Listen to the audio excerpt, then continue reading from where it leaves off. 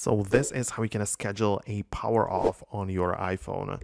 So as you could have imagined, we're going to use the shortcuts app. So open it up and at first locate the shortcuts section. And you essentially just want to start a new one. And for the actions, you're going to look for the shutdown, right? So this basically means that the device will be shut down. You can also just see the little description there that it shuts down or restarts your device. So that's okay, we're gonna add it, right? And right now we have a new shortcut, which is called shutdown.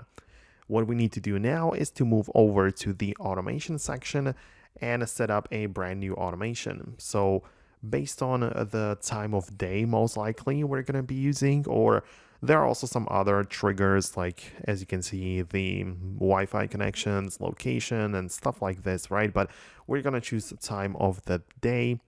Then we can just select a very specific time and tap on the next. And for the action, we're gonna look up a shortcut, the one we created, and it is called shutdown. So it essentially means that after this time or when this time of the day happens, then our shortcut named shutdown is going to be run, meaning that our phone is going to turn off and be powered off, right? So that's basically how it works. Hopefully you managed to figure it out and get it to function properly. Let me know below in the comments if you have successfully achieved it, or if there are more questions or issues, leave them right there, but hopefully you managed to do it. Thanks a lot for watching. Do not forget to subscribe to this channel, as I publish a lot of videos like these and I just don't want you to miss them. So that's it for me. Hit the thumbs up and I'll see you in the next video.